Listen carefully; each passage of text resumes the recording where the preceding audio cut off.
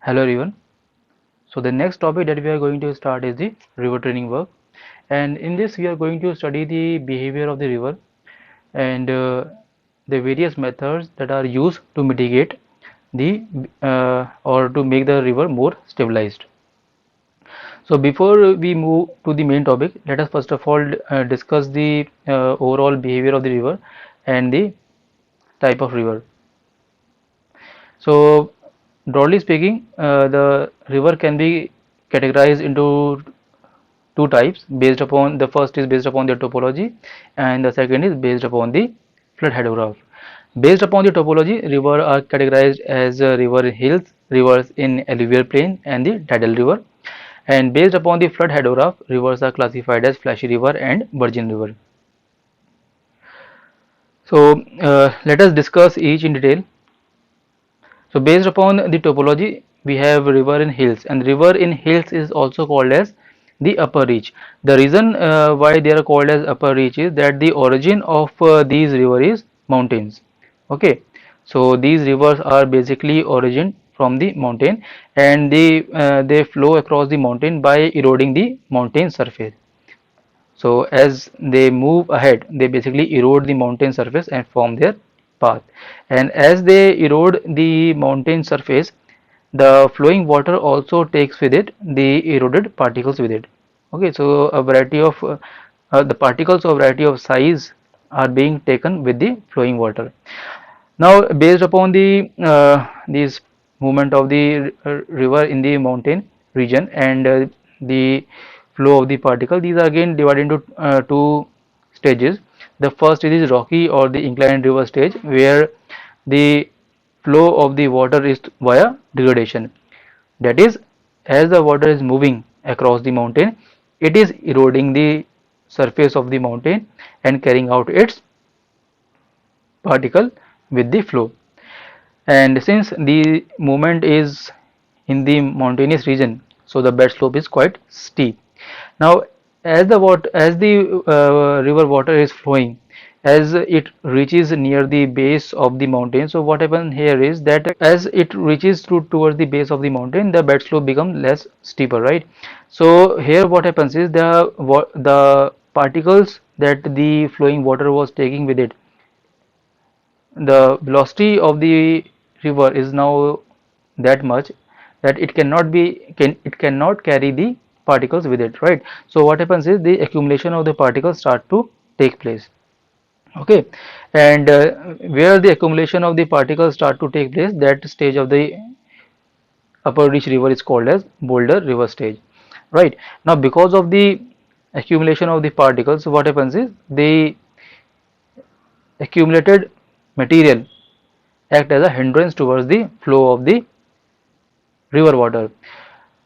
And we know that the water basically follows the path of least resistance, right? So what does water do is it changes its path, right, and reaches the plain surface. So the boulder river stage is categorized by the presence of boulders, gravels, alluvial sand, etc., and it has a very zigzag pattern. Okay, and after that the water reaches the plain areas. So the river water that is flowing in the plain areas is called as alluvial floodplains, also called as lower reach. And the characteristics of the lower reaches river is that the zigzag pattern still persists. The reason why the zigzag pattern still persists is that there is still a process of constant erosion taking place, right? So as the river water is flowing across the channel. Okay, so as the river water is moving across the channel, so what it is doing is it is eroding the surface, it is eroding the side slope, it is eroding the bed. So these river are further divided into aggregating type, degrading type, stable, braided, and delta type. So let us discuss each in brief. So first we have aggregating type, and in aggregating, and these type of river are formed by the accumulation of silt particles. So basically what happens is that we have a, like, let's say we have a normal bed slope of the river, and here the water was flowing at a certain velocity. Now the velocity of the water becomes less than the critical velocity, right? So as the velocity of the water becomes less, The water, as we see, always is in process of eroding the bed slope and the side slopes, right? So it always keeps the sediment particles in motion, right? Now here what happens is, as the velocity of the water becomes less than the critical velocity, and that is the velocity of the water is now slowing down, so the accumulation of these silt particles, these gravel, silt, depending upon the type of particle the river water was carrying, the water now does not have the enough velocity to carry on these particles in the suspended stage, right? So accumulation of these particles start to take place. Now as the accumulation of the particles start to take place, so now we have a new bed slope. Okay, now we have a new bed slope that is formed by the process of silting, right? Silting means accumulation of silt. All right, and since it is formed by the accumulation, so it is called as a grading type. Then we have a degrading type, and degrading type is just opposite of the aggrading type. So where the aggrading type river was formed by the accumulate by the silting process, the degrading is formed by the scoring process, right? So again, if we have a if we have initial bed slope of the river, here what happens is the velocity of the flowing water is greater than the critical velocity. So when the velocity of the water is greater than the critical velocity, so what it does, it start to erode the bed slope. It starts to erode the bed slope as it move ahead. So now what happens is the silt particles are now removed with the flowing water, and we have a new bed slope.